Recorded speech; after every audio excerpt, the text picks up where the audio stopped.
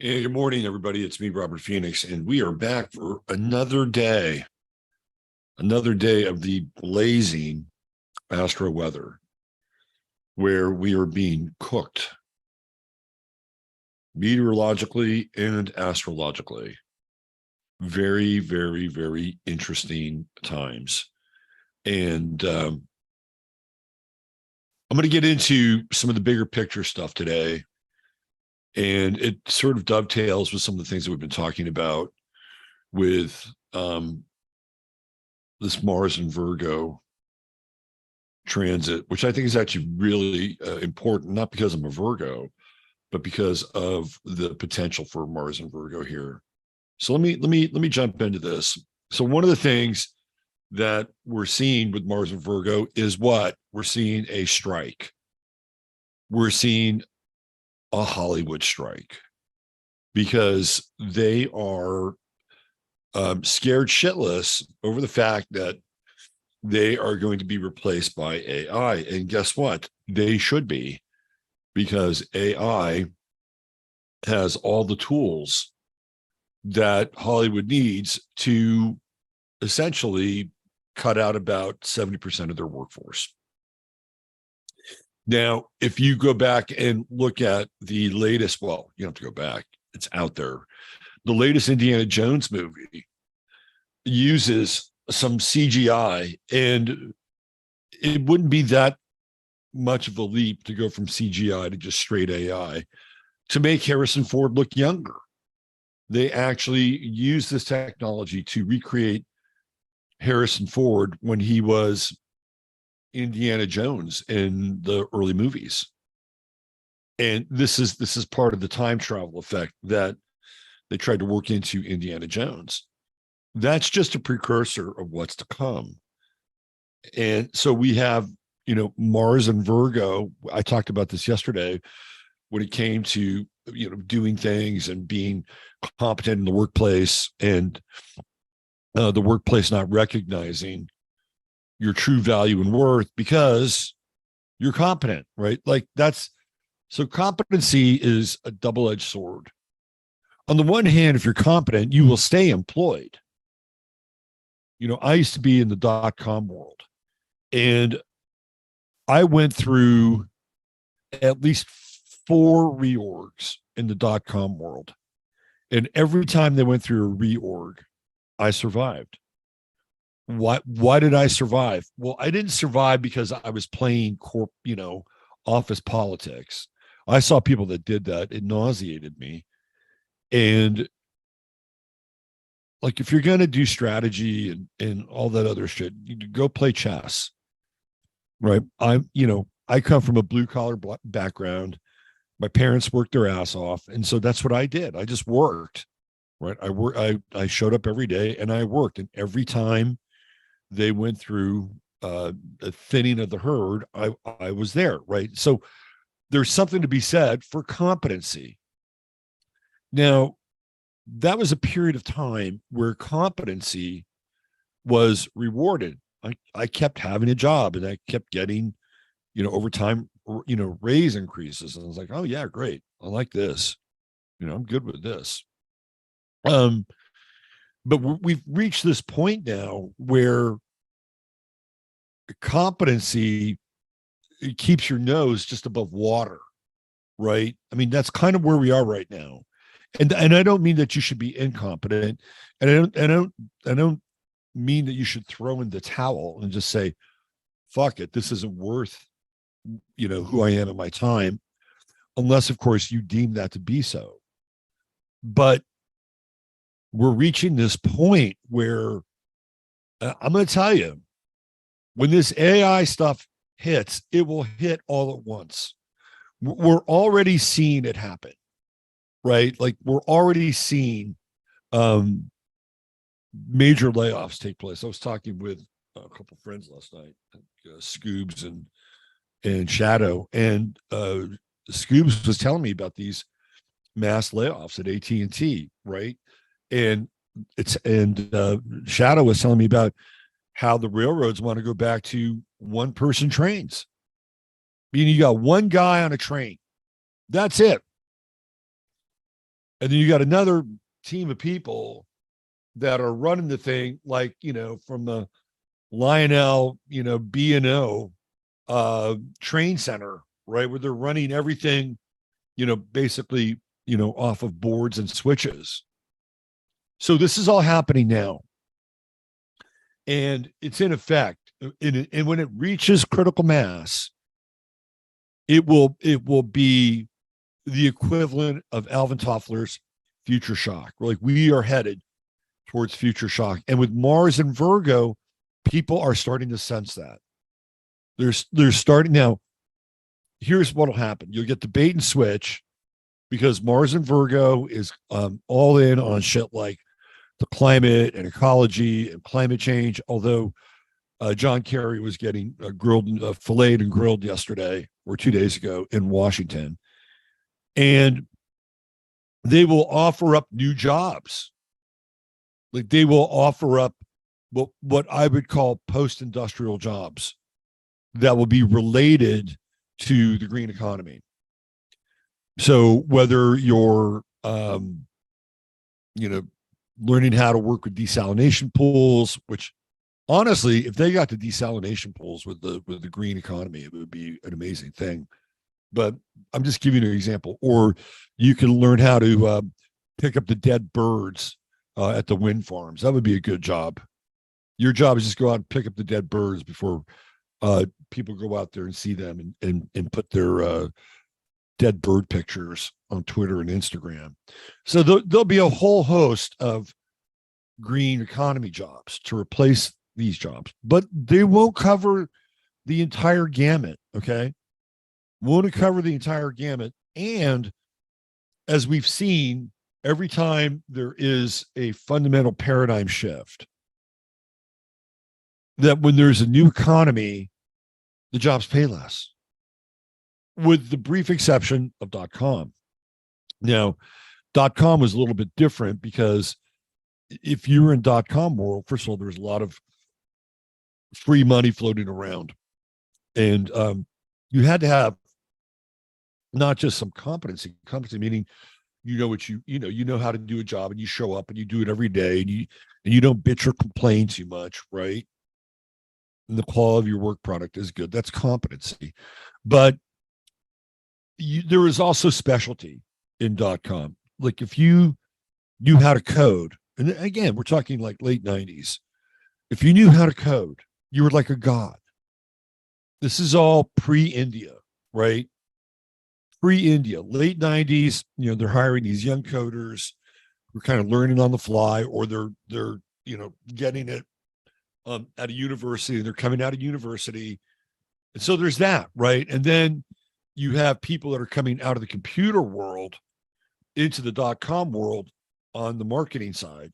And so their salaries are going to be kind of commensurate or even more coming in from the hardware world to the software world, because that was kind of the most translatable platform, going from like one medium to another medium. So you had this artificial environment where salaries were just going to be higher. You had specialty, and then you had transferability. But after a while, even that's gone away, right? China gets involved, India gets involved, Bangladesh gets involved, and now AI is going to get involved. So the whole .com thing was kind of a brief like blip, right?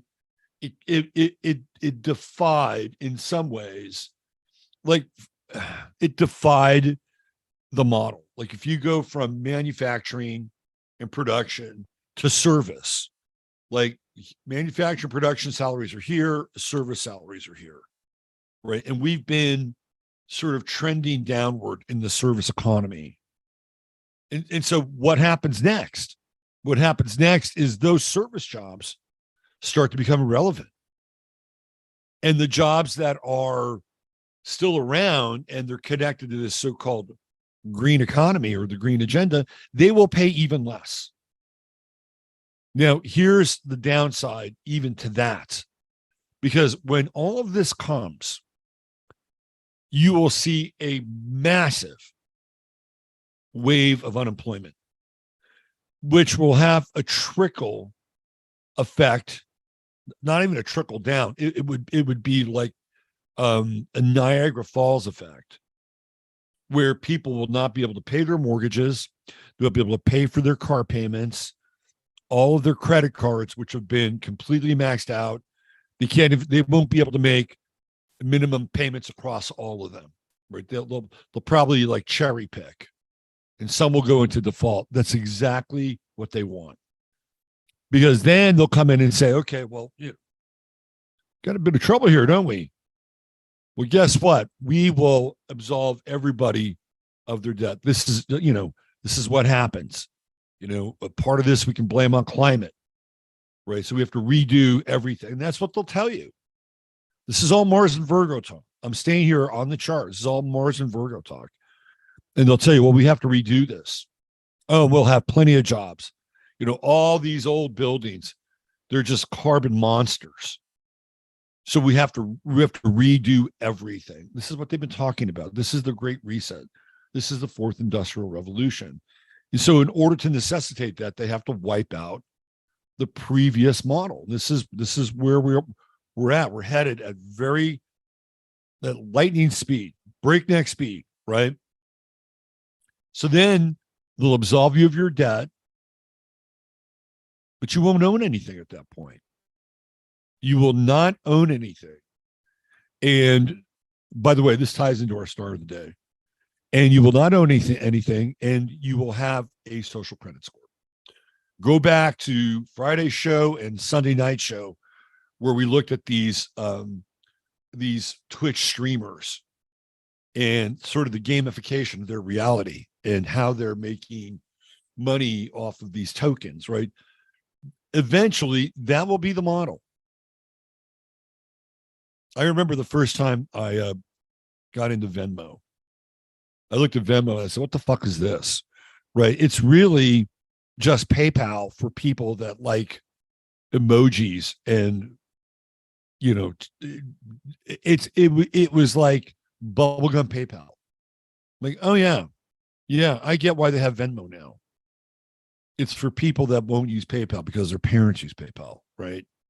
So we'll have our own thing, and then eventually it's Zelle and whatever, right? But it had a different interface.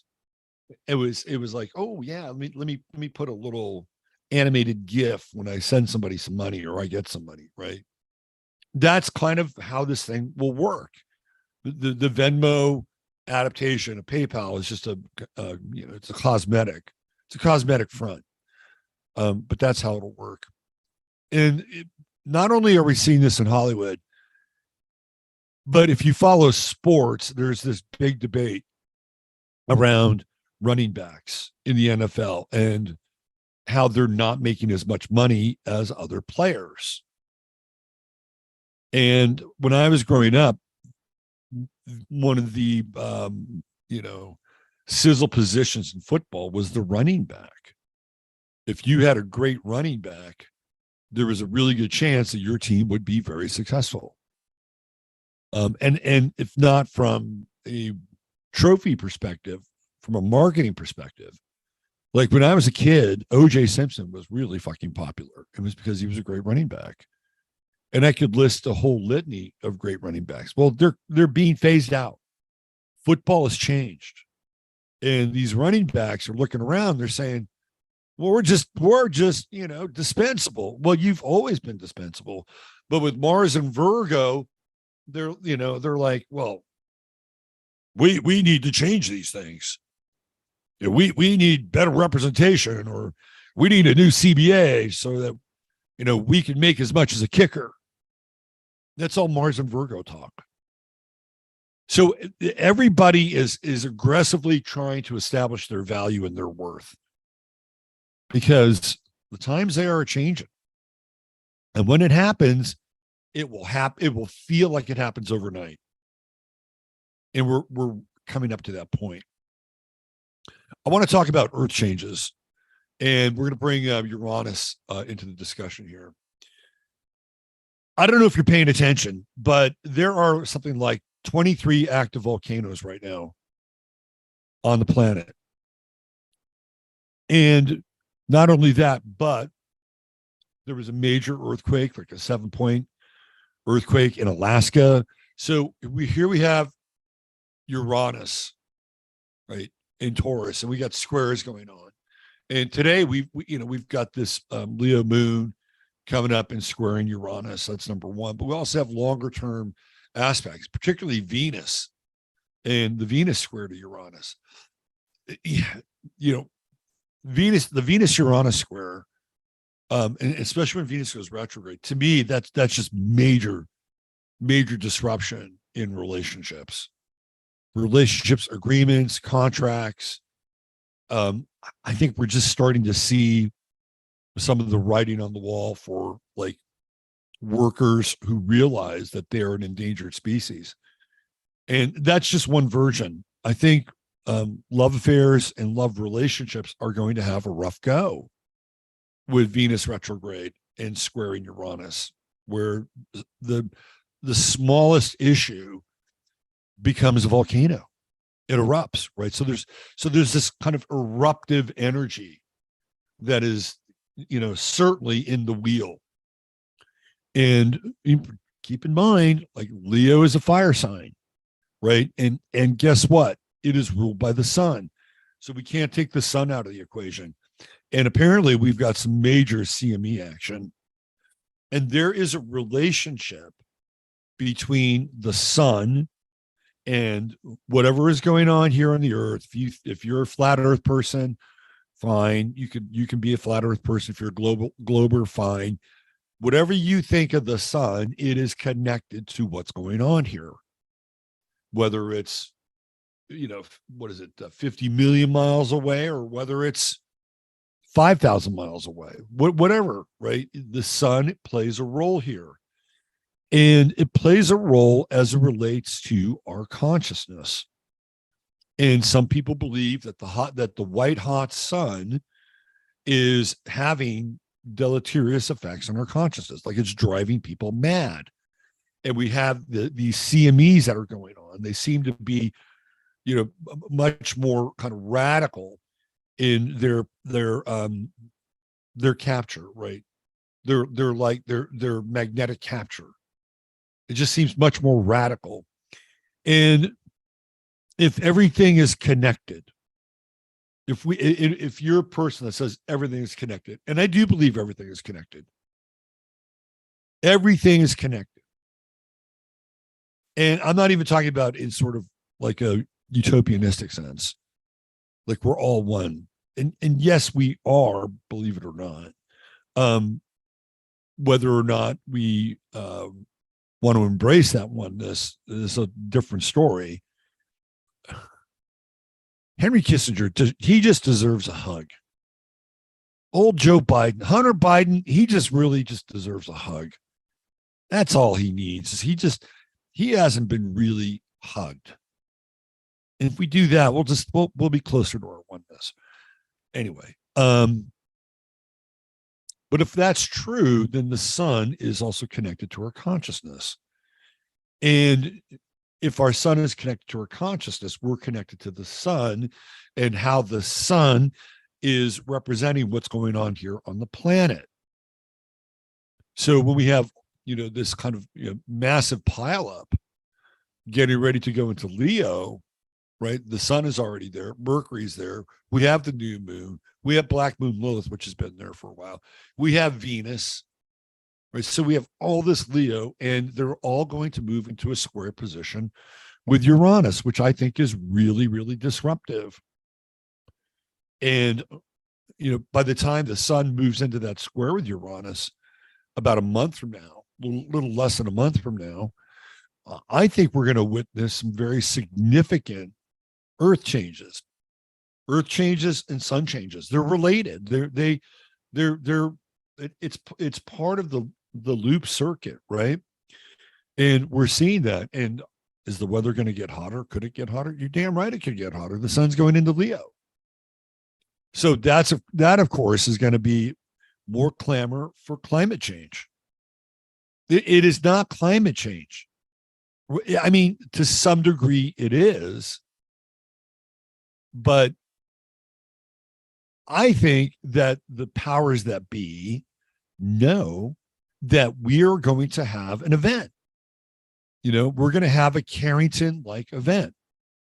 And that Carrington-like event is probably going to have a major impact on a lot of the civilization, so-called civilization.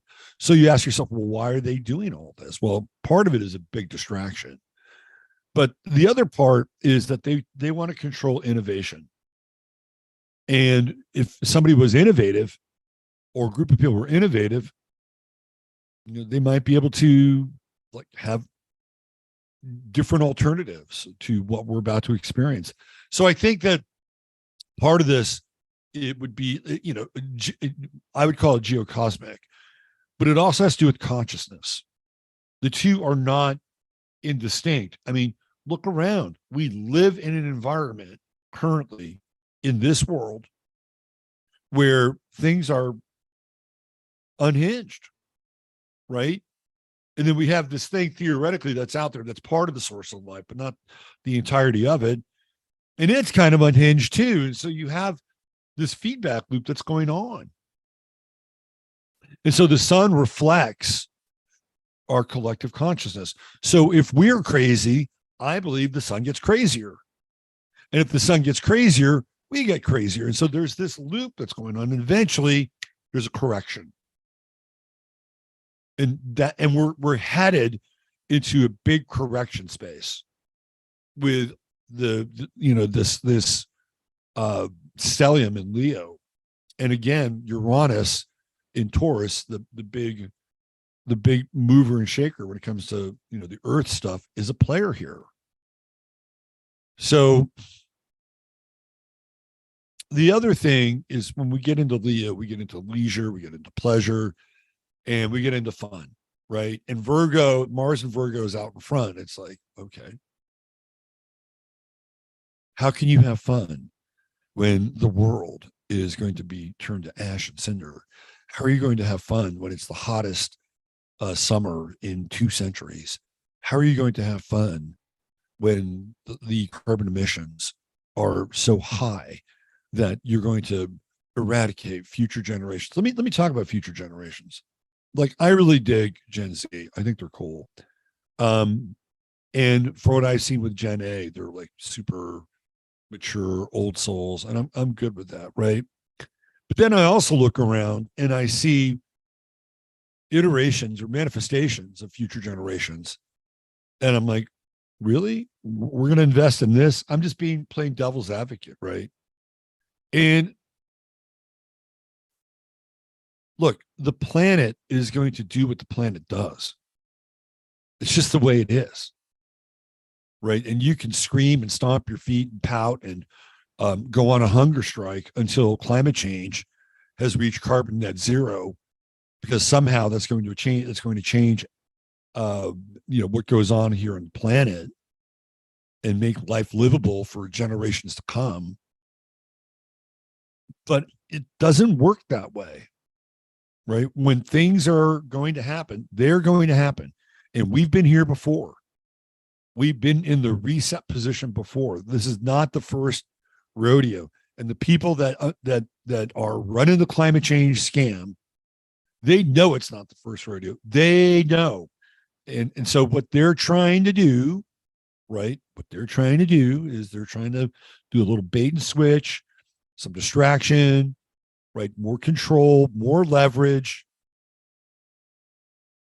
The other thing, I don't really want to get into this today, but there's something else going on with climate change and the carbon capture. If you look at these technologies that they have employed to capture carbon out of the air, and they have them, and send them down into the earth, where, of course, the earth is going to take care of the bad carbon. What do you think is really going on down there? Like, what do you think is going on beneath the surface of the earth? Like, are they terraforming the interior of this world so that when the lights really go on, when the bulb in the easy bake oven is overwatted, like, oh, they're all good. They've kind of recreated a version of Earth, right, with the right carbon and the right oxygen mixture in their little fucking world. So we're getting a little bit out there today, but when I see all of this happening, and I'm watching the AI just kind of hit at breakneck speed, and then looking at things like depopulation, it's all connected. It's all connected, and Mars in Virgo is very strident about these issues. So we're coming into the end of Cancer. What are we at? 28 degrees. So in 2 days we'll be in Leo. Sun will be in Leo, and guess what? It'll get hotter. It will get hotter than Grace Potter. The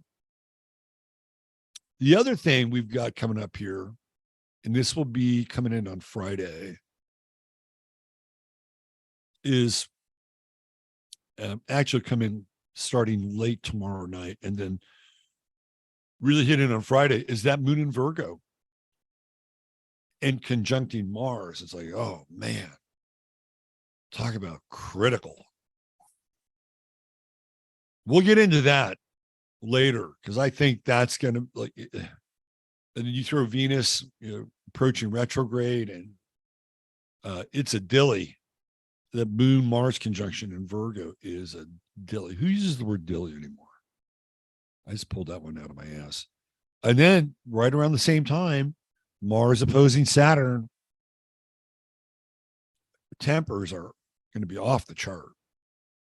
Fussiness, temperamental. It's like, take this job and shove it. Take this job and shove it. And maybe even more.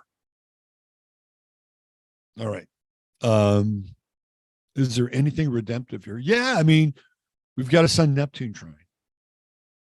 You can catch that wave. It's kind of an interesting contrast to sort of the prickly energy of Mars, and Mars coming into opposition with Saturn.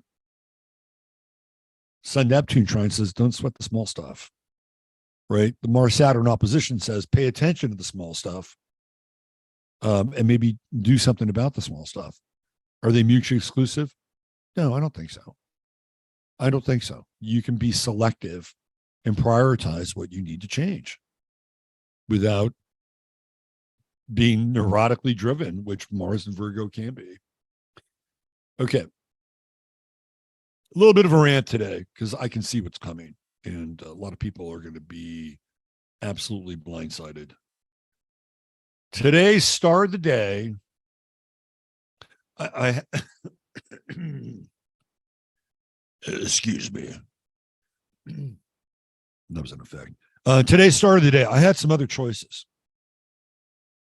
I was really interested in Lizzie Borden, who she was a weird chick, man. Her and her sister were really fucking weird. I was thinking about Lizzie Borden. She was a candidate.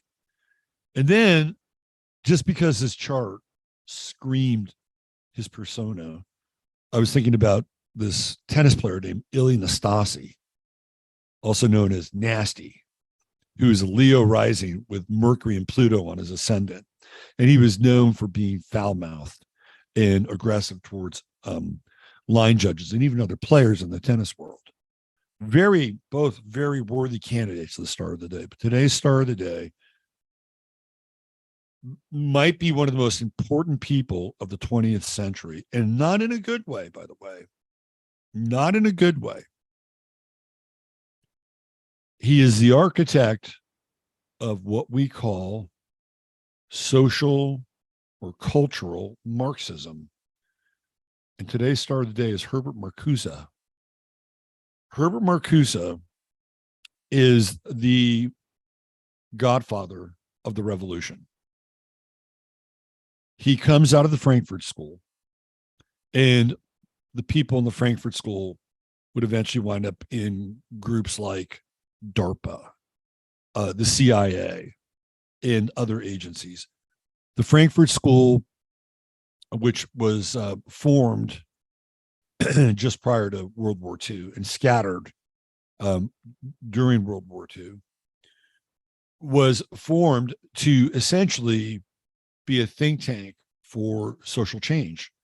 And they were all Marxists. And so their goal was to figure out how to implement Marxism into the populace. And Herbert Marcuse, and there's plenty of Max Horkheimer, there's plenty of the Frankfurt School people that are very well known, but Marcusa is the one that gets into American universities. And he is the one that understands that in order for Marxism to be successful, it must be institutional, meaning that you can't just have a workers' revolt. Marxism has to penetrate every single corner of society so that the revolution is primed by the institutional stakeholders. So, for instance, sports would be a target for cultural Marxism, right? And so you would have things that would be very much related to sports. I'll give you a good example. The Susan G. Komen Foundation. Susan G. Komen Foundation sounds like it's a good, it's like, it's a good foundation. No, it's not a good foundation, actually. But Susan G. Komen partnered with the NFL for cancer awareness. And for years, first it was like a one weekend per season, one Sunday per season. And it seemed like it was like a month. And all these players would wear pink. They'd wear pink gloves, or they'd have a pink towel that they could wipe their hands off on, right? Or pink cleats. And it was all the pink little rainbow, right? Or the ribbon for Susan G. Komen. And while it sounds innocuous and they're just honoring cancer victims, it's cultural Marxism, right? They're getting players to adopt a color that is completely outside of the quote unquote macho framework, right? And it started there. There are other components to cultural Marxism. Labor unions. I'm not saying all labor unions are bad. I'm not saying all labor unions are good. They serve a function and purpose at times, and other times they're to wrangle people, right? And management and unions are way more in bed with each other than people understand. But you see the rise of like labor unions inside of sports. And now you have these these people who lead the players associations, and they really don't have the players. They don't really have their best interests at heart in a lot of ways. And we've seen, again, a lot of these alterations. BLM is cultural Marxism in basketball, right? So they're gonna do this thing, and they're gonna say my name, right? Like there was a whole season where the NBA was playing in front of nobody, and they were all wearing these BLM inspired shirts. They were in the bubble. It was all BLM. That is cultural Marxism. Colin Kaepernick with football, taking a knee, cultural Marxism. In Hollywood, now they have parameters for Oscar winners. Cultural Marxism, right? One could even say that going all the way back to Lyndon Johnson and the war on poverty and the Great Society, that in and of itself was a version of cultural Marxism. But Marcusa gets into the education and theory. So when you look at his chart, and I've given you kind of a background, what do you see here? Jupiter in Libra on the ascendant. What does he want? He wants things to be fair. He wants to live in a fair and orderly and just society. And I do believe that Marcusa believed that, right? This is his personal expression. And Jupiter on the ascendant, ruler of Sagittarius, is the role of the teacher, right? This is how Marcusa is looked upon. And he is the teacher that will teach other teachers, who will then teach the students, who will then go out into the world and teach other students. And cultural Marxism, either directly or indirectly, will be a byproduct of Herbert Marcuse's teachings. And when you look at, again, you look at his chart, to me, this is fascinating, right? Because Saturn is mainstream. Saturn is culture. That's what Saturn defines. It defines culture and time. When Saturn goes into a certain sign, what happens? The culture is impacted. Go back, look at 2020. Where did Saturn go? Into Aquarius. What happened? The culture was impacted. We had a global experience. Aquarius, across the board, right? And then we had these people who were not even elected leaders, groups, NGOs, boards, committees. They were the ones making decisions. You had the person whose background at the local hospital is probably PR marketing. They're now making decisions for your community, not the mayor, not the city manager, some hospital wonk, right? That was all like Saturn and Aquarius. So Saturn is culture and time. And here it's in the mainstream. Of course, what is it in? It's in Sagittarius. So part of what Marcusa wants to do is he wants to culturally infiltrate the institutions of higher learning, teachers.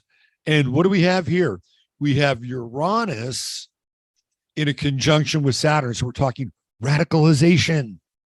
This is cultural Marxism. Uranus is disruptive. It's revolutionary. The 29th degree of Uranus, right? Like, got to get it done. Got to get it done. It's got to happen. It's right there. You can see it. And this son of a bitch lived a long time. He lived into the 70s. Right? I think so he was true node in Capricorn. Yeah. And it wasn't like, yeah, I'm going to take the 60s and 70s off and go play golf. No, this guy was busy figuring out how to tear down the old world and create his Jupiterian utopia where everything is fucking fair for everybody, right? And he's got Mars in Gemini, which is restless. And I think Mars in Gemini is kind of destructive. I think it's kind of destructive because it always has to change things. It's always moving, right? And Gemini rules education and learning. And so what is he doing, right? He's always tinkering with information in the learning process. And the 9th house is a really important house for Marcusa because we have Neptune and Pluto there. These are the gods of the chart, right? Of astrology. And so with Neptune in the 9th house, he's governed again by some kind of, I would say, quasi-mystical belief. That's Neptune in the 9th house. People of Neptune in the 9th house can be mystics or dreamers. And so he has this, right? But Neptune really doesn't have a whole lot going on except for the inconjunct with Chiron. And so he believes that the world is wounded, and Neptune being the highest planet in his chart, he wants what? He wants a utopia. And you can see it again with Jupiter on his ascendant. And Pluto here is transformational. Right? Pluto in the 9th house is deeply transformational. 9th house, again, teaching, college, higher learning.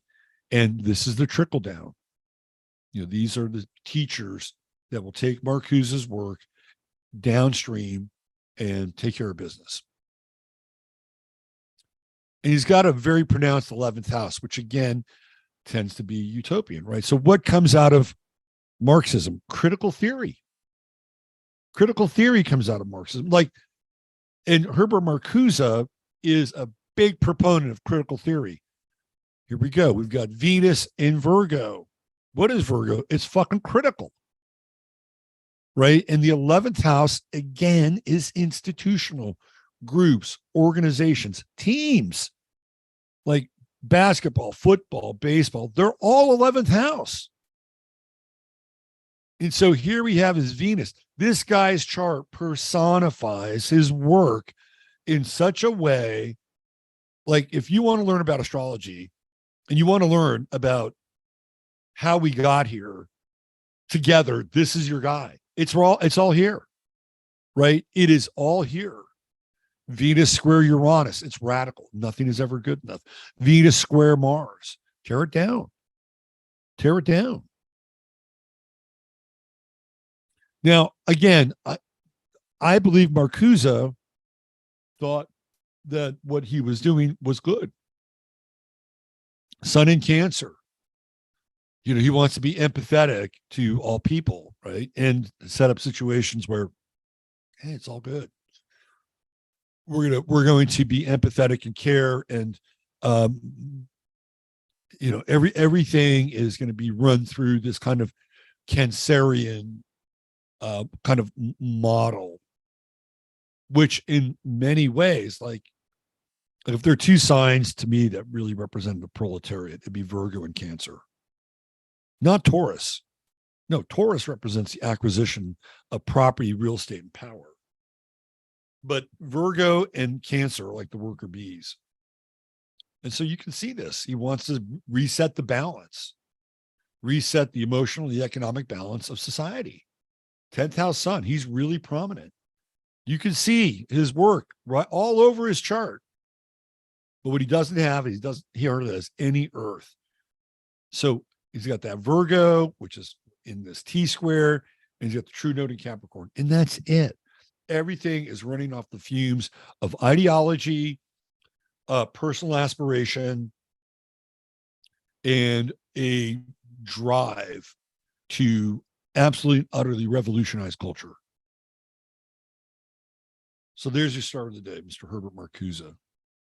I'll probably talk more about him on Giuseppe's show. I'm going to be on with my good friend Giuseppe, the Sane Asylum. So if you follow me on Twitter, there is a link for that. And we always have a good conversation. If you're politically correct, just stay away from it. I'm just giving you fair warning on that. So over on 15 minutes, we're going to be talking about Mike Pence. Right now, they're kind of one and the same in my brain. We're going to talk about Mike Pence and his appearance on Tucker and why it is so troubling. Why it is troubling. Not because of what Pence said or didn't say, but because of what Pence represents. So please join me if you want to get into some real critical theory. We'll get into today over on 15 Minutes of Flame. And I would be remiss if I did not talk about my good friend, Chris at True Hemp Science. Let me give you a visual here. TrueHempScience.com is a sponsor of this show. And if you have not explored their products, I invite you to.